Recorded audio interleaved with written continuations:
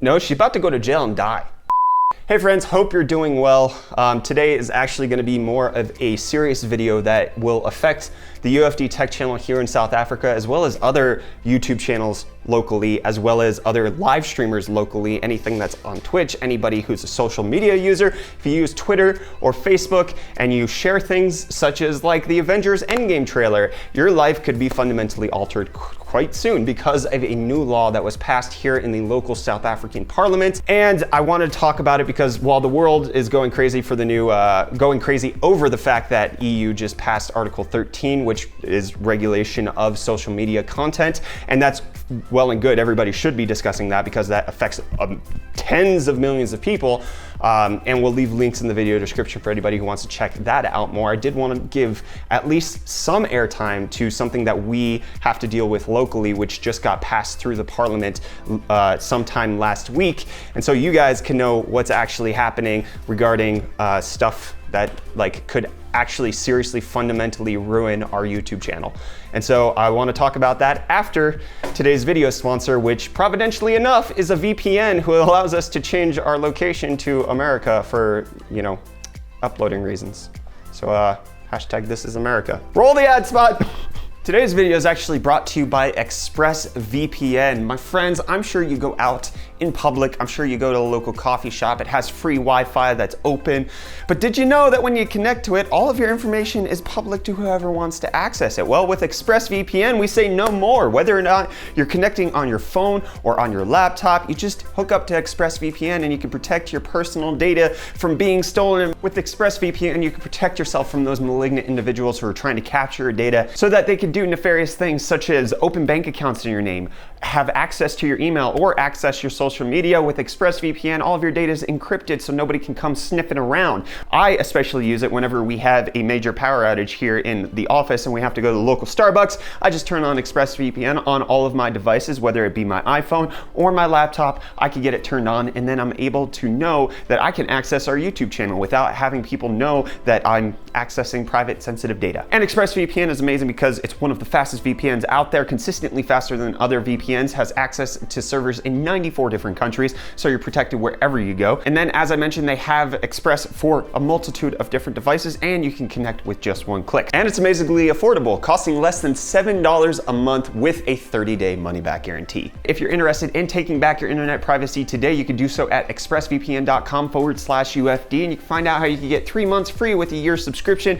Again, that's the link in the video description, expressvpn.com/UFD, and protect yourself with an amazing VPN. Okay, now that ad spot's done and you guys want to check out ExpressVPN, link in the video description, let's talk about the very serious Film and Publications Amendment Bill that was passed in the local South African Parliament, and it's quite a big deal. As I mentioned at the beginning of the video, what the consequences of this bill could be for us as a YouTube channel could be monumentally disastrous depending on how they actually choose to implement it, because just like with the Article 13 stuff that's going on in the EU, there are definitions in here that are incredibly nebulous, but if they're implemented by the wrong people or interpreted in the improper way, they could actually be very draconian in their actual implementation and ruin the lives of many people, and not just in the context of YouTubers, but also in the context of your grandma who's using Facebook.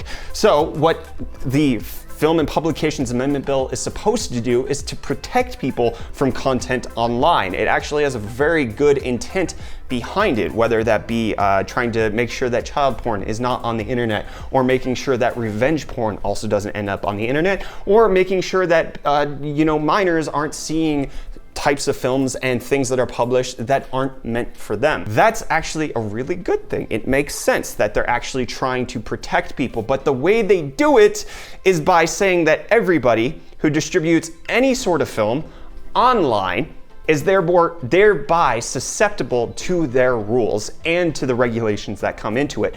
Whether you're a commercial distributor of online content or a non-commercial distributor of online content, it doesn't matter.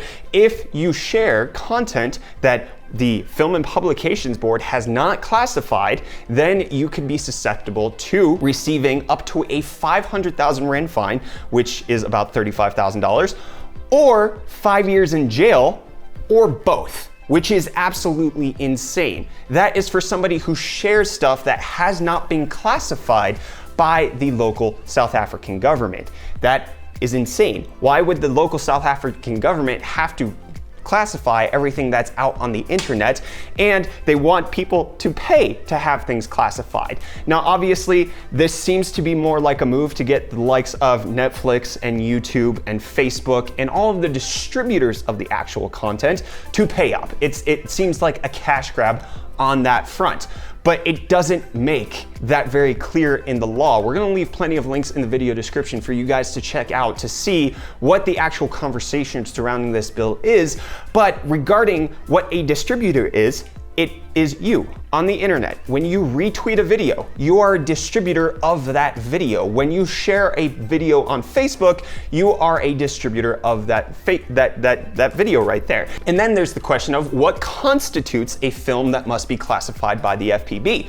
Well, that is also ridiculously unclear because it's meant to mean any series of images, which is everything. That's GIFs or GIFs, GIFs, whatever you want to call it. That's live streaming. That's just that's normal movies. That's just YouTube videos. It's basically everything that's a moving picture on the internet must be classified by the local South African government before it's allowed to be distributed online, which is an overreach on so many levels because they should have no right to actually be able to do that in the first place. So there's the fine or the jail time that you could get for distributing something that hasn't been classified, i.e. the majority of the internet. But then there's also the issue of distributing something if you're not registered as a distributor. So if you retweet something, but it's been classified, well, that's just, you know, a 150,000 Rand fine or about $10,000, $12,000 or, 8 months in jail. Or both, completely reasonable things that should be happening. If you live in South Africa and you share our video, you are thereby culpable to this law. And then there's also provision that everything has to be classified before it's published. That's obviously a major issue for things like hot news, where we are doing news. We don't have time to have things classified before we can actually publish. And it's actually been proven in the local courts that doing that for newspapers is unconstitutional because they don't have the time to have things classified as news.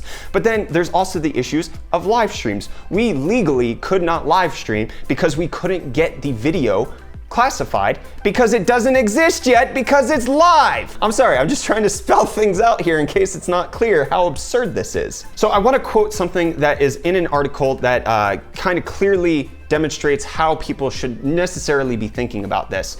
It says, if they don't mean, that is the Film and Publications Board, for this to affect everyday normal social media users, your grandma, then they should say that in the law. And there are only 3 possible reasons why they wouldn't. They're malicious, they're lazy, or they're stupid. And as the article says, my gut is telling me that it's one of the last 2 because of certain wording that's in there that makes different provisions for non-commercial distributors and commercial distributors, but it's not in the law. This actually applies to everybody because it's not actually specified, and it's a huge problem. And if you could just think for a moment, let's go to a dystopia for a second, where the government that's in power actually doesn't like things being said about them on the internet. Let's just say there's certain YouTubers in South Africa who make political videos, and the local government doesn't approve of that. Let's not say it's any current government. Let's just say this is a hypothetical experiment. But they don't like the video because it points out their major flaws and gets people to question their rule. Well, they could actually, legally, using this bill, squash that video by either putting the creator of that video in jail, but not only that, they could put the people who actually share that video in jail and get the commiserators of that sentiment all locked up so that any sort of vocal opposition is gone, whether it be pacifistic or not. We're not just talking about calls to violence that should be shut down. We're talking about any sort of thing that the local government doesn't approve of could be stricken from record, both from the internet, but also the person who created it. And that is just absolutely nonsense, draconian, and should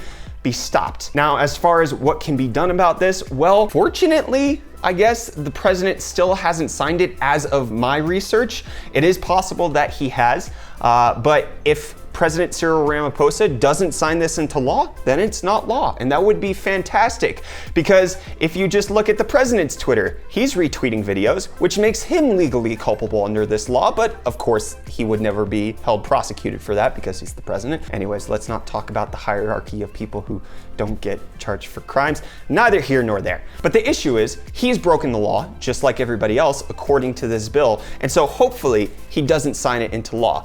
But then there are some talks being held between lawyers in South Africa who plan to take this to the Constitutional Court to appeal it on the grounds that certain sections, such as the part that doesn't specify that this doesn't apply to everyday users, they're going to take that to say it's unconstitutional. And they're planning on starting a GoFundMe or Kickstarter or some sort of crowdfunding campaign to make that happen so that they could afford the legal battle that this will require. If they actually get it together, I will make sure that I share it. I will make sure that I donate to it. And I think we would even have a live stream to raise funds for this, because this is actually an incredibly serious issue here in South Africa.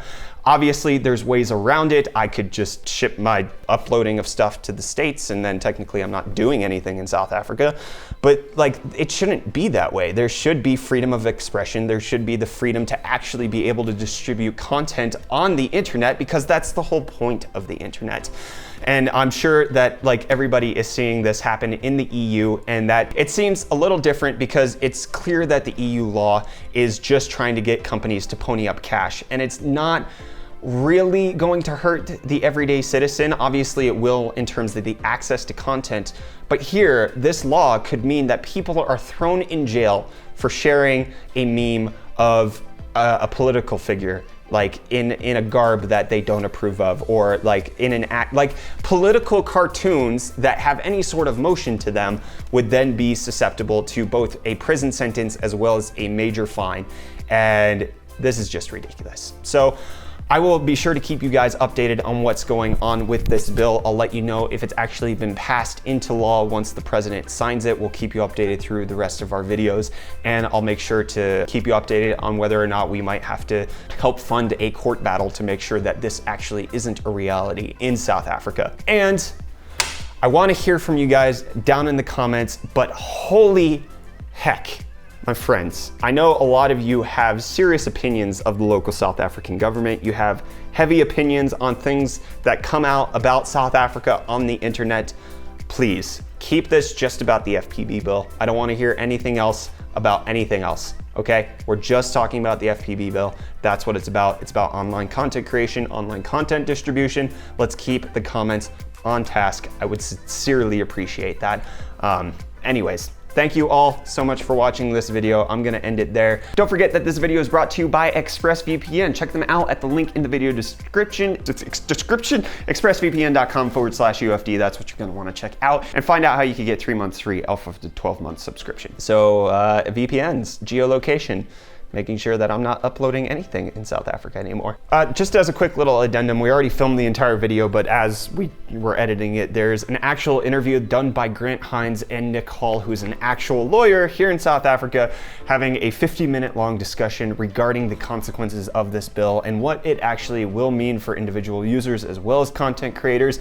And so I would highly recommend, if any of you are interested in the specific details from the perspective of an actual lawyer who can discuss some of the things, like the fact that the live streaming information that's in the bill actually is supposed to be targeting streaming for Netflix, but there's no like separation of live streaming video games and streaming video for Netflix. Like, the entire issue is that none of it's clear, and if it wants to be poorly enforced or difficultly enforced, it could be used to silence people. And so again, check out that interview. It's gonna be in the top right-hand corner as well as in the video description. Well, hopefully I did a good enough job of describing what's going on here. I'm not sure what we're gonna have to do with regards to the channel and our distribution of content there, but we will figure it out, and we'll make sure to keep you guys updated, whether that be on Twitter, if you guys want to follow us there at UFDisciple, or on Instagram, that's at UFD_tech. We post on all of the other social media platforms, and I will make sure to keep you guys updated on what's going on surrounding both the law, but also how it could affect this channel personally. So thank you guys so much for watching, and I'll hopefully see you in the next video.